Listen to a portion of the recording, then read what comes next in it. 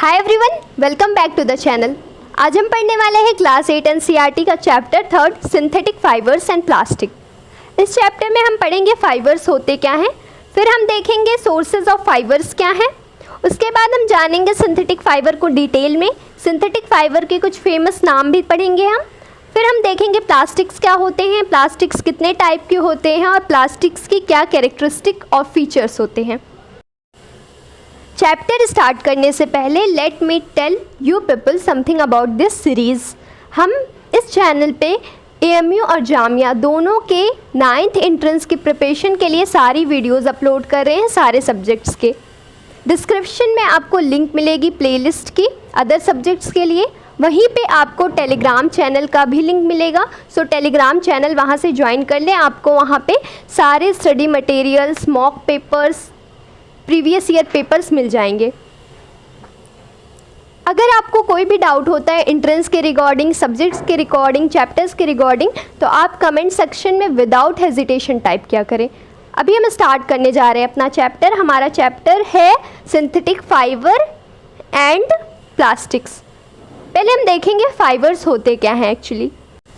जो फैब्रिक्स हम अपनी डेली लाइफ में यूज़ कर रहे हैं, कपड़ा जो पहनते हैं, बेडशीट जो अपनी बिस्तरों पे बिछा रहे होते हैं, फर्श पे जो हमने कालीन बिछा रखी है, ये सारे फैब्रिक्स आखिर आते कहाँ से हमारे पास? ऊपर से गिर के आते नहीं, उनको बनाया जाता है। किससे बनाया जाता है? फाइबर्स से बनाया जाता है। फाइबर्स को हिंदी में रेशा कहा जाता है। इन्हीं रेशों को, फाइबर्स को जोड़ जोड़ के धागा बनाया जाता है जिसको हम थ्रेड कहते हैं, और उन्हीं थ्रेड्स को कंबाइन करके हमारा कपड़ा बनता है, क्लॉथ्स बनते हैं, हमारे बेडशीट बनती हैं, हमारे लिए कारपेट बनाए जाते हैं। समझ में आई बात? जो फैब्रिक्स हैं, जो कपड़े, बेडशीट हम यूज़ कर रहे होते हैं अपनी लाइफ में, वो फाइबर से मिलते हैं हमें। और ये फाइबर कहाँ से मिलता है हमें? फाइबर को कहाँ से ऑब्टेन किया जाता है? इसके दो सोर्सेज हैं। एक सोर्स है नेचुरल, एक है आर्टिफिशियल सोर्स। कितने सोर्सेज हैं? दो। एक नेचुरल सोर्स है, एक आर्टिफिशियल सोर्स है। नेचुरल सोर्सेज में कुछ फेमस एग्जांपल्स देखिए। कॉटन, कॉटन का जो कपड़ा पहनते हैं हम, वो कहाँ से मिलता है? कॉटन प्लांट से। कॉटन प्लांट एक नेचुरल सोर्स है। इस कॉटन प्लांट के जो फ्लावर होते हैं, कॉटन होते हैं, इन्हीं को निकाल के रेशा बनाया जाता है, फिर कॉटन के थ्रेड बनते हैं और उन्हीं थ्रेड से बनता हमारा कॉटन का कपड़ा। उसी तरीके से जो हम स्वेटर पहनते हैं ठंडी में, वो कहाँ से बनता है? ऊल से बनता है, ऊन से बनता है। और ऊन हमें कहाँ से मिलते हैं? शीप्स के हेयर से। ये जो भेड़ बकरियां होती हैं, उनके हेयर से हमें क्या मिलता है? ऊल। उसी तरीके से सिल्क, सिल्क भी एक नेचुरल फाइबर है जो कि हमें मिलता है सिल्कवर्म नाम के कीड़े से। समझ में आई बात? पहला सोर्स है हमारा natural source, God gifted source, वहीं से हम बनाते हैं अपना फाइबर। दूसरा जो सोर्स है फाइबर ऑब्टेन करने का, वो है आर्टिफिशियल सोर्स। मतलब है हम इंसान खुद बनाते हैं। कुछ फाइबर्स ऐसे हैं जिसे हम इंसान खुद बनाते हैं केमिकल्स की मदद से, और उन फाइबर्स को नाम दिया गया है सिंथेटिक फाइबर का। जो फाइबर्स इंसान बनाते हैं, मैन मेड फाइबर्स होते हैं, उनको नाम दिया गया है सिंथेटिक फाइबर का। तो तीन बात ध्यान में रखनी है, सिंथेटिक फाइबर, आर्टिफिशियल फाइबर और मैन मेड फाइबर, तीनों एक ही चीज़ है, इंसानों के द्वारा बनाए गए फाइबर्स। समझ में आई बात इतनी? दूसरा जो सोर्स है फाइबर ऑब्टेन करने का, वो है आर्टिफिशियल सोर्स। इसका मतलब है ऐसा सोर्स जहाँ पे इंसान खुद से ही फाइबर बनाता है with the help of chemicals. और जो फाइबर्स केमिकल की हेल्प से बनते हैं, उन्हें नाम दिया जाता है सिंथेटिक फाइबर का। ऐसे फाइबर जिनको इंसानों ने खुद बनाया है with the help of chemicals और other substances, they are called synthetic fiber. इनके लिए और भी नाम्स यूज़ होते हैं। Man made fiber, synthetic fiber को आप मैन मेड फाइबर भी बोल सकते हो, आर्टिफिशियल फाइबर भी बोल सकते हो। तीनों टर्म जो है सेम चीज़ के लिए इस्तेमाल कर रहे हैं। Synthetic fibre, artificial fibre and man made fibre, all three are same. अब हमें पढ़ना है सिंथेटिक फाइबर को डिटेल में। हमने अभी क्या पढ़ा? सिंथेटिक फाइबर बनते हैं केमिकल से या कुछ और सब्सटेंसेस के मिलने से। सही बात थी वो। अब थोड़ा डिटेल में हम पढ़ेंगे कैसे बनते हैं वो। सिंथेटिक फाइबर जो होते हैं वो एक चेन की तरीके से होते हैं। छोटे छोटे केमिकल्स की यूनिट मिला के बनता है सिंथेटिक फाइबर। एग्जाम्पल से देखिएगा, ये आपको सामने जो नेकलेस दिख रहा है, इस नेकलेस में सिस्टम देखो इसका क्या है, छोटे छोटे बीड्स, मोतियों को जोड़ जोड़ के बनाया गया है ये पूरा नेकलेस। उसी तरीके से सिंथेटिक फाइबर को क्या किया जाता है, छोटे छोटे केमिकल की यूनिट्स को जोड़ जोड़ कर बनता है हमारा सिंथेटिक फाइबर। ठीक है, और जब ये छोटी छोटी यूनिट्स जो होती हैं, ये एक यूनिट जो है इसको कहा जाता है मोनोमर, एक यूनिट को कहा जाता है मोनोमर। और जब ये यूनिट पूरी जुड़ जाती हैं, आपस में मिक्स हो जाती हैं, तो इनको नाम दिया जाता है पॉलीमर का। समझ में आई बात? जब सिर्फ एक यूनिट रहेगा उसको नाम दिया जाता है मोनोमर का, और वो एक यूनिट मिलकर जब पूरा बना लेते हैं एक फॉर्म, एक सिंगल यूनिट, तो उसको नाम दे दिया जाता है पॉलीमर का। क्लियर रहिएगा, पॉली का मतलब होता है मैनी, बहुत सारी यूनिट्स, और मोनोमर का मतलब होता है सिर्फ एक यूनिट। पॉलीमर जो वर्ड है वो एक ग्रीक वर्ड है। एमसीक्यू पॉइंट ऑफ व्यू से ये सारी पॉइंट्स बहुत इंपॉर्टेंट है। पॉलीमर क्या है? ग्रीक वर्ड है। पॉली वर्ड, ये जो पॉली वर्ड है इसका मतलब होता है मैनी, मर का मतलब होता है यूनिट, मर का लिटरल मीनिंग है यूनिट। ठीक है, पॉलीमर का मतलब होता है मैनी यूनिट, और मोनोमर का मतलब होता है सिर्फ एक यूनिट। तो माइंड में क्या रखना है, सिंथेटिक फाइबर्स जो होते हैं वो पॉलीमर्स होते हैं, कई सारी यूनिट को मिलाकर बनाया जाता है synthetic fibres, so they are polymer. अब देख लें यहाँ पे कॉटन जो हमने अभी पढ़ा है ना, कॉटन हमारा नेचुरल कॉटन, वो भी एक पॉलीमर है। किससे मिलके बनता है कॉटन? सेल्यूलोज से। सेल्यूलोज की छोटी छोटी यूनिट्स मिलकर बनाती हैं कॉटन को। तो क्वेश्चन पूछ सकता है यहाँ पे, cotton is a polymer of, cotton is made up of cellulose. और ये सेल्यूलोज किसकी यूनिट होता है? सेल्यूलोज किसका पॉलीमर है? सेल्यूलोज बनता है ग्लूकोज की यूनिट से। कई छोटी छोटी ग्लूकोज की यूनिट्स मिलकर बनाती हैं सेल्यूलोज।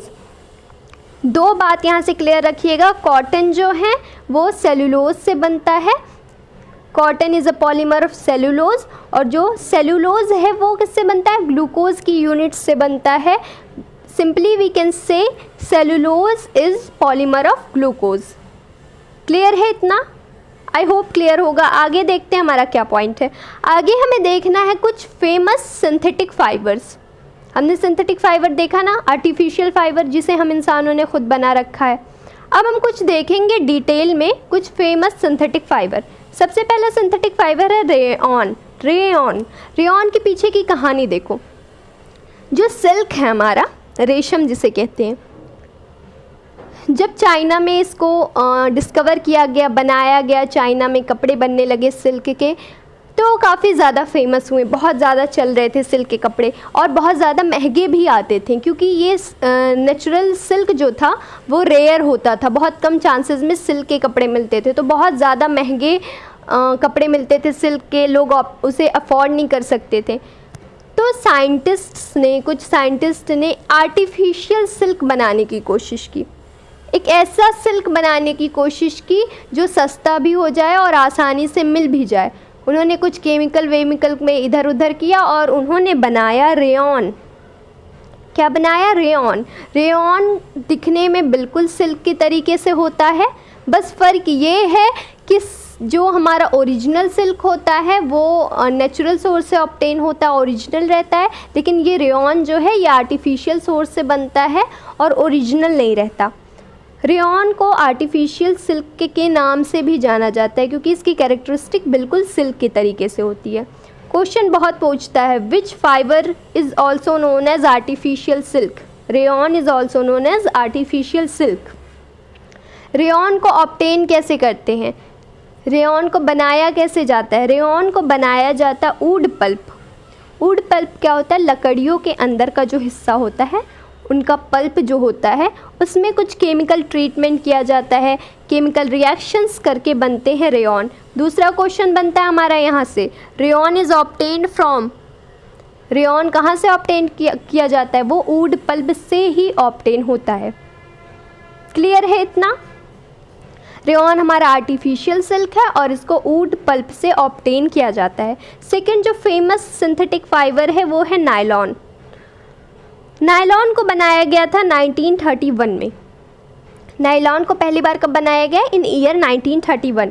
इसको किससे बनाया जाता है? इसको बनाने के लिए इस्तेमाल होता है कोल, वाटर और एयर। नायलॉन किस किस से बनता है? कोल, वाटर और एयर। ये नायलॉन ऐसा पहला फाइबर था जो कि फुली सिंथेटिक था। इसको टाइटल दिया जाता है फर्स्ट फुली सिंथेटिक फाइबर का। ऐसा क्यों? क्योंकि अभी आपने देखा जो रेयॉन है उसको बनाने के लिए हमने क्या इस्तेमाल किया? वुड पल्प का इस्तेमाल किया। एक प्लांट और एनिमल प्लांट से ऑब्टेन की हुई चीज़ यूज़ किया। लेकिन नायलॉन में बनाने के लिए क्या क्या यूज़ किया? कोल, वाटर और एयर। यहाँ पे प्लांट और एनिमल का कोई भी प्रोडक्ट इस्तेमाल नहीं हुआ है, कोई भी प्लांट एनिमल वाला नेचुरल प्रोडक्ट यूज़ नहीं हुआ है। इसमें सिर्फ कोल, वाटर, एयर का यूज़ किया गया है, इसलिए इसको कहा जाता है first fully synthetic fiber. MCQ बनता है which fiber is also known as full synthetic fiber, तो नायलॉन है वो। और आपको बात याद रखनी है नायलॉन के बारे में, नायलॉन बहुत ज़्यादा स्ट्रॉन्ग फाइबर है, स्ट्रॉन्गेस्ट फाइबर है। हालांकि सारे जो फाइबर्स हैं उनमें सबसे ज़्यादा स्ट्रॉन्गेस्ट फाइबर है नायलॉन। इसका इस्तेमाल पैराशूट बनाने के लिए किया जाता है। आपको पता है पैराशूट वाला कितना रिस्की काम होता है, वहाँ पे बहुत ज़्यादा स्ट्रॉन्ग फाइबर की ज़रूरत होती है, नायलॉन का यूज़ वहाँ करते हैं। जो माउंटेनियर्स होते हैं, पहाड़ पे चढ़ाई करते हैं, उनकी रस्सियाँ जो होती हैं वो नायलॉन से बनती हैं। तो आपको इसके मजबूती का अंदाज़ा यहाँ से हो जाना चाहिए कि माउंटेनियर्स नायलॉन के रोप्स यूज़ करते हैं पहाड़ों पर चढ़ने के लिए। कहा जाता है कि नायलॉन की जो स्ट्रेंथ है वो स्टील वायर, स्टील का जो तार होता है उससे भी ज़्यादा होती है। क्लियर है इतना पॉइंट? क्या क्या याद रखना हमें इतना यहाँ से? नायलॉन 1931 में डिस्कवर किया गया, बनाया गया। ये बनता किससे है? कोल, वाटर एंड एयर से इसको बनाया जाता है। नायलॉन को फर्स्ट फुली सिंथेटिक फाइबर के नाम से जाना जाता है और नायलॉन स्ट्रॉन्गेस्ट फाइबर है। इसका इस्तेमाल पैरासूट बनाने में और रॉक क्लाइंबिंग रोप्स बनाने में किया जाता है। क्लियर है इतना पॉइंट? आगे देखते हैं। अब हमारा तीसरा फेमस सिंथेटिक फाइबर है पॉलिस्टर। नाम तो सुना होगा पॉलिस्टर का। ये पॉलिस्टर एक ऐसा फाइबर है जिसके कपड़े जल्दी रिंकल नहीं होते, इनमें सिकुड़न नहीं आता है। कॉटन का कपड़ा लो आप, उसको रख दो 2-4 दिन के लिए और उसके बाद आप देखोगे वो बिना आयरन किए, प्रेस किए बिना वो पहनने लायक रहता ही नहीं है। पर पॉलिस्टर का कपड़ा जो है, फैब्रिक जो होता है, ऐसा होता है कि उसको आप बिना आयरन करे भी यूज़ कर सकते हो, वो रिंकल फ्री होता है। अब पॉलिस्टर में आपको कुछ फेमस पॉलिस्टर्स के नाम बताए गए हैं। पॉलिस्टर में एक है आपका टेरिलीन। टेरिलीन एक फेमस पॉलिस्टर है, मतलब पॉलिस्टर का बच्चा है। ये नहीं, इसको अलग कैटेगरी में नहीं रखना। ये मान लो टेरिलीन क्या है? पॉलिस्टर का बच्चा है, इसका एक बहुत फेमस कैटेगरी है। Terylene is a popular polyester. समझ में आई बात? फिर आपको दूसरे पॉलिस्टर का नाम दिया गया है पीईटी। पीईटी का फुल फॉर्म क्लियर रखिएगा, पॉलीइथाइलिन टेरेफ्थलेट। ये भी एक पॉलिस्टर का टाइप है, बहुत फेमस पॉलिस्टर ये भी है। ये पॉलिस्टर का दूसरा बच्चा। पीईटी का यूज़ कहाँ किया जाता है? बॉटल्स बनाने के लिए, बर्तन बनाने के लिए, फिल्म और वायर्स बनाने के लिए। टेरिलीन का यूज़ कहाँ किया जाता था? कपड़े वगैरह बनाने में।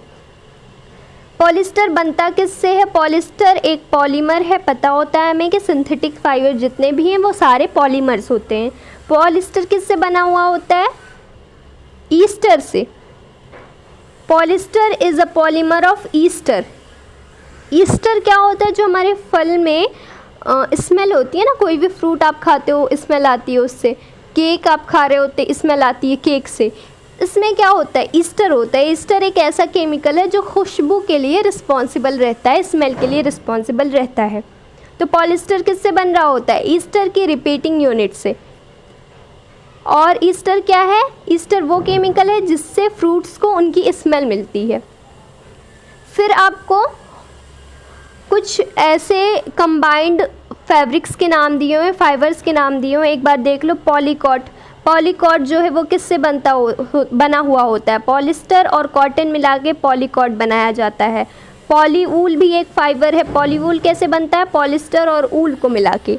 फिर आपको दिया गया है टेरिकॉट। टेरिकॉट कैसे बनता है? टेरिलीन। टेरिलीन अभी हमने देखा, ये क्या है? पॉलिस्टर है। टेरिलीन और कॉटन को मिला के बनता है टेरिकॉट।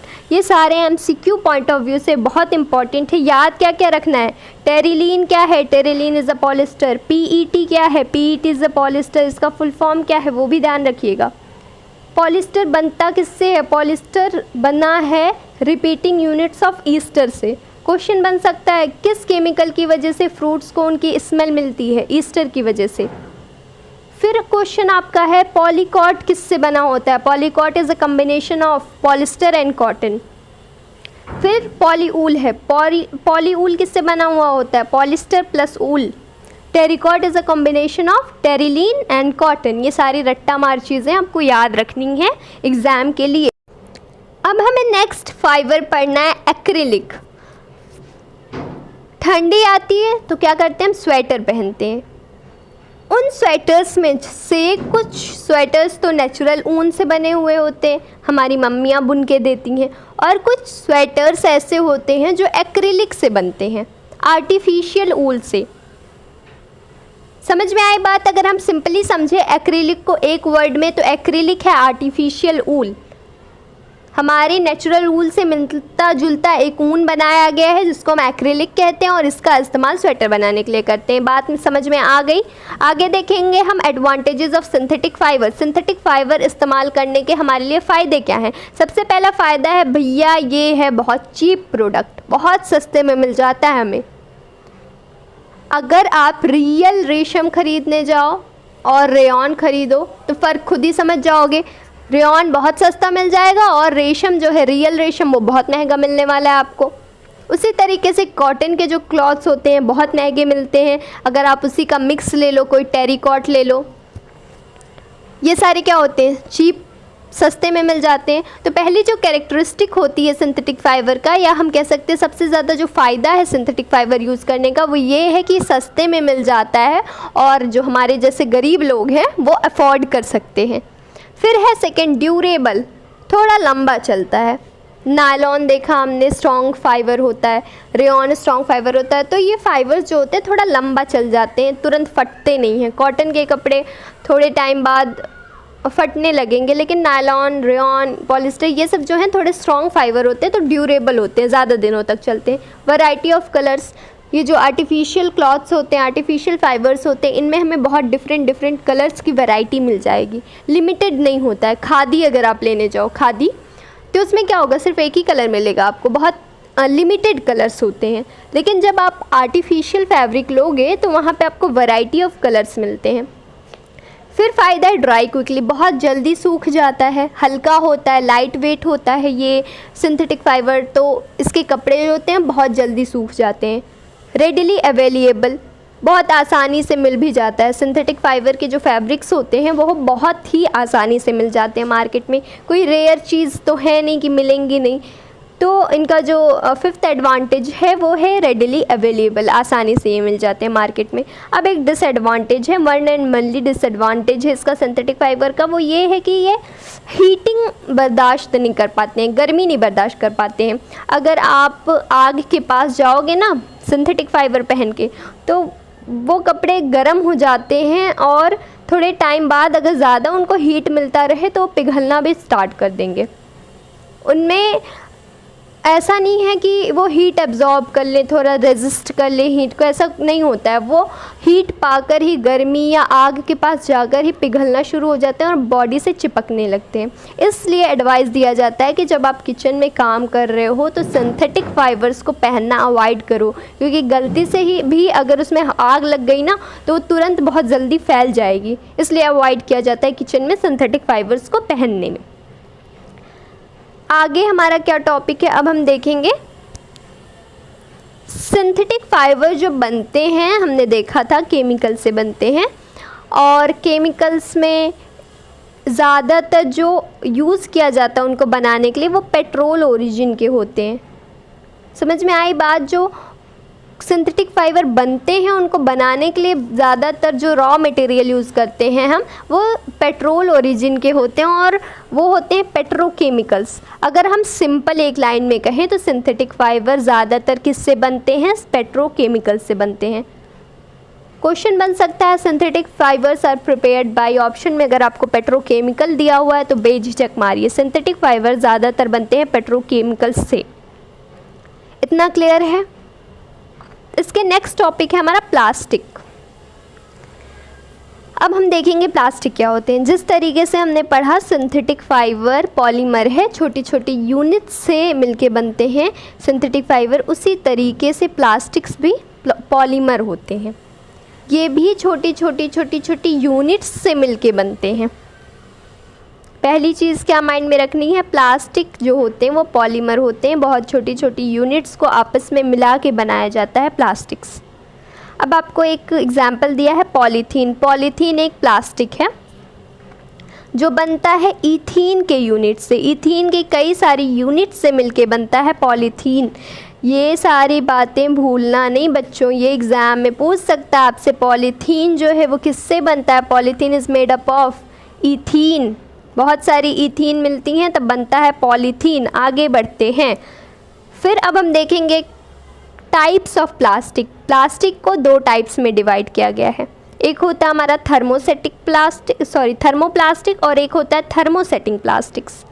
फ़र्क देखिएगा, ऐसे प्लास्टिक जो गर्म करने पे डिफ़ॉर्म हो जाते हैं, शेप चेंज कर लेते हैं, पिघलने लगते हैं, उनको हाथ में लेके आसानी से मोड़ा जा सकता है, ऐसी प्लास्टिक्स को कहते हैं हम थर्मोप्लास्टिक। बिस्लरी का बॉटल देखा है, बिस्लरी का बॉटल हाथ में लो, उसको मोड़ दो, खाली बॉटल, क्या होता है, सिकुड़ जाता है। ऐसी प्लास्टिक्स जिनको गर्म करने पे पिघलाया जा सके या फिर उनको हाथों में लेके बेंड किया जा सके, वो प्लास्टिक कहलाती हैं थर्मोप्लास्टिक। क्लियर है definition. Plastics which get deformed easily on heating and can be bent are known as thermoplastics. Example है PVC। PVC जो है आपका वो एक थर्मोप्लास्टिक का एग्जाम्पल है। PVC का यूज़ किया जाता है घरों में, वायर्स वगैरह जो होती हैं वायरिंग में, वहाँ पे PVC का इस्तेमाल करते हैं। पॉलीथीन जो है वो भी एक थर्मोप्लास्टिक है। आप देखोगे पॉलीथीन पिघलाओ पिघल जाएगा, आग के पास ले जाओ पिघल जाएगा। PVC भी ऐसा ही होता है, इसको भी आग के पास लेके जाओगे पिघल जाएगा। ये तो क्लियर होना चाहिए यहाँ से। ऐसी प्लास्टिक जो पिघल जाए या फिर उनका शेप चेंज हो जाता है मोड़ने पे, वो कहलाती है थर्मोप्लास्टिक। सेकंड जो प्लास्टिक है हमारा, उसका बस ये उल्टा है समझ लो। ऐसी प्लास्टिक जिनको पिघलाया ना जा सके, उनको बस एक फॉर्म दे दिया आपने, वो उसी फॉर्म में रहने वाली हैं। उनको गर्म करने पे पिघलाया नहीं जा सकता, उनको हाथों में लेके मोड़ा नहीं जा सकता। अगर आप उनको मोड़ने की कोशिश करोगे तो वो टूट जाते हैं, मुड़ते नहीं हैं। तो वो प्लास्टिक्स क्या होती हैं, thermosetting plastics. Plastics that are moulded only once and can not be soften by heating are called thermosetting plastic. Clear है। एग्जाम्पल आपका बेकलाइट और मेलामाइन। अभी हम डिटेल में देखेंगे बेकलाइट क्या है, मेलामाइन क्या है। इतना क्लियर है। अब देखेंगे हम बेकलाइट क्या होता है। बेकलाइट एक हमने देखा थर्मोसेटिंग प्लास्टिक है। बेकलाइट का यूज़ कहाँ किया जाता है, इलेक्ट्रिकल स्विचेस वगैरह बनाने में। बेकलाइट एक ऐसी प्लास्टिक है जो कि पुअर कंडक्टर ऑफ हीट है, इससे हीट और इलेक्ट्रिसिटी पास नहीं करती है, पुअर कंडक्टर है ये। तो इसका इस्तेमाल कहाँ किया जाता है, इलेक्ट्रिकल स्विचेस बनाने में, और जो हमारे घरों में बर्तन होते हैं उनके हैंडल्स बनाने के लिए भी बेकलाइट का यूज़ किया जाता है। क्यों, क्योंकि इससे हीट जो है पास नहीं करेगा, बर्तन पकड़ते टाइम हमारे हाथ नहीं जलेंगे। माइंड में क्या रखना है, बेकलाइट का इस्तेमाल कहाँ कहाँ किया जाता है, इलेक्ट्रिकल स्विचेस बनाने के लिए और अटेंशियल के हैंडल बनाने के लिए। सेकंड हमारा है मेलामाइन। मेलामाइन भी एक थर्मोसेटिंग प्लास्टिक है और इसकी जो कैरेक्टरिस्टिक है वो ये है कि ये फायर को रेजिस्ट करता है। जो बाकी प्लास्टिक्स है ना, उनमें सबसे ज़्यादा ये मेलामाइन ही है जो फायर को रेजिस्ट करता है। इसलिए फायरमैन का नाम सुना होगा आपने, जो आग बुझाने का काम करते हैं। कहीं आग लग जाती है तो फायर ब्रिगेड के साथ आते हैं फायरमैन। उनके जो ड्रेसेस होते हैं, कपड़े आग बुझाते टाइम जो वो पहनते हैं, वो एक्चुअली कवर होते हैं मेलामाइन की कोटिंग से। उन कपड़ों पर मेलामाइन का कोट किया हुआ होता है। क्यों, क्योंकि मेलामाइन एक ऐसा प्लास्टिक है जो कि आग को रेजिस्ट करता है। इसको आग से ज़्यादा फ़र्क नहीं पड़ता है। ऐसा नहीं है कि अगर आग के पास ये जाएगा तुरंत इसमें आग पकड़ लेगी, थोड़ा रेजिस्ट करता है। इसलिए फायरमैन के जो यूनिफॉर्म हैं वो मेलामाइन से बनते हैं और फ्लोर टाइल्स, जो हमारे घरों में टाइल्स लगती हैं, उनमें भी मेलामाइंस पाए जाते हैं। कुछ बर्तन होते हैं किचन के, वो भी मेलामाइन से बनते हैं। क्लियर है? अब हमें देखना है कैरेक्टरिस्टिक ऑफ प्लास्टिक। प्लास्टिक की कुछ कैरेक्टरिस्टिक हम वो देख लेते हैं। सबसे पहली कैरेक्टरिस्टिक है plastic is non reactive. Plastic reaction नहीं करता है। आयरन लो, आप लोहे का कोई टुकड़ा लो, उसको कुछ दिनों के लिए अपने छत पर छोड़ दो, बारिश हो रहा है और धूप बारिश इन सब से क्या होगा, कुछ टाइम बाद देखोगे उसमें रस्ट आने शुरू हो जाएंगे, रस्ट लगने शुरू हो जाते हैं। लेकिन प्लास्टिक एक ऐसी चीज़ है जो किसी से रिएक्शन नहीं करती। इसको कितने दिन के लिए भी आप फेंक दो बारिश में, पानी में, इस पर कोई असर नहीं पड़ने वाला, क्योंकि ये नॉन रिएक्टिव है। पहली कैरेक्टरिस्टिक क्या हो गई? Non reactive. Plastic is non reactive. Second है प्लास्टिक इज़ लाइट।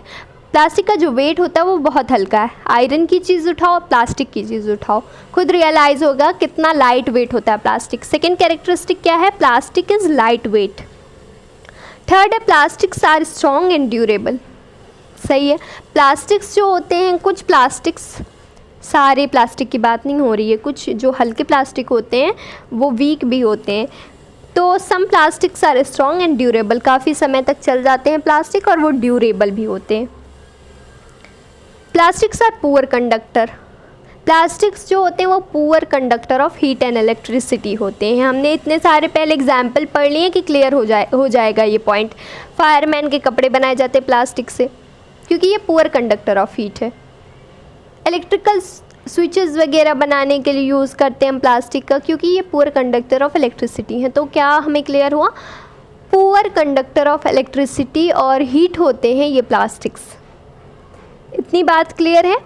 ज़्यादा यहाँ पे एमसीक्यू नहीं बनता है, आपको बस बेसिक कैरेक्टरिस्टिक्स दी हुई थी जो आपको क्लियर रखनी थी। अब देख लो, टेफ्लॉन एक स्पेशल प्लास्टिक होता है जिसका इस्तेमाल करते हैं हम नॉन स्टिक बर्तन को कवर करने के लिए। ये नॉन स्टिक बर्तन है हमारा, अगर आपने देखा हो, ये ऐसे बर्तन होते हैं जिन पे कुछ चिपकता नहीं है खाना बनाते टाइम, तो इन पे चढ़ाया जाता है एक लेयर टेफ्लॉन का। टेफ्लॉन एक प्लास्टिक है जिसका लेयर चढ़ाने की वजह से ही इस पर कुछ चिपकता नहीं है। क्वेश्चन बहुत बनता है कि नॉन स्टिक बर्तनों पे क्या यूज़ किया जाता है? टेफ्लॉन यूज़ किया जाता है। क्लियर रखिएगा ये। अब हम देखेंगे दो टाइप के मटेरियल्स, एक होते हैं बायोडिग्रेडेबल मटेरियल, एक नॉन बायोडिग्रेडेबल मटेरियल। पहले बायोडिग्रेडेबल समझते हैं। ऐसे मटेरियल्स जो कि नेचुरल प्रोसेस से सड़ गल जाते हैं उन्हें हम कहेंगे बायोडिग्रेडेबल मटेरियल। समझे बात? ऐसे मटेरियल्स जो नेचुरल प्रोसेस से सड़ गल जाते हैं अपने आप ही, उन्हें कहेंगे हम बायोडिग्रेडेबल। जैसे सब्ज़ी का छिलका होता है, उसको फेंकोगे आप 4 दिन 5 दिन के बाद वो सड़ने लगता है, ख़त्म हो जाता है, मिट्टी में मिल जाता है। बॉडी जो होती है, एनिमल बॉडी, ह्यूमन बॉडी, हम लोग की जो डेड बॉडी होती है, थोड़े टाइम बाद क्या होता है, सड़ने गलने लगती है, नेचुरल प्रोसेस से ख़त्म हो जाती है हमारी बॉडी। डेड बॉडी की बात हो रही है। लेकिन कुछ ऐसे भी मटेरियल्स होते हैं इन्वायरमेंट में जो नेचुरल प्रोसेस से डिकम्पोज ही नहीं हो पाते हैं, वो सड़ ही नहीं पाते हैं। जैसे कि प्लास्टिक को आप कितने भी सालों तक फेंके रहो, 10 साल 20 साल, वो प्लास्टिक सड़ने वाला नहीं है, वो ऐसे का वैसा बना रहेगा। तो ऐसे मटेरियल्स जो डिकम्पोज नहीं हो पाते हैं नेचुरल वे से, उन्हें हम कहेंगे नॉन बायोडिग्रेडेबल। और ऐसे मटेरियल्स जो नेचुरल प्रोसेस से डिकम्पोज हो जाएं, उन्हें हम कहेंगे बायोडिग्रेडेबल मटेरियल्स। अब हम कुछ डिटेल देखेंगे इसके बारे में। सामने आपको एनसीईआरटी का एक स्नैप दिख रहा है जहाँ पे आपको पील्स ऑफ वेजिटेबल्स और फ्रूट दिए हैं। वेजिटेबल और फ्रूट क्या है, उनके छिलके क्या हैं, बायोडिग्रेडेबल हैं। कितने दिन लगते हैं इन्हें सड़ने में? लगभग 1 से 2 हफ्ते में ये सड़ जाते हैं। पेपर क्या है, बायोडिग्रेडेबल वेस्ट है, इनको सड़ने में 10 से 30 दिन लगते हैं। कॉटन क्लॉथ भी बायोडिग्रेडेबल वेस्ट है। वुड क्या है, बायोडिग्रेडेबल वेस्ट। वूलन क्लॉथ्स, ऊन के कपड़े भी बायोडिग्रेडेबल वेस्ट है। टिन, एल्युमिनियम, मेटल कैन, ये सारे क्या है, नॉन बायोडिग्रेडेबल है, नहीं सड़ते हैं, इनको फेंके रहो सालों साल।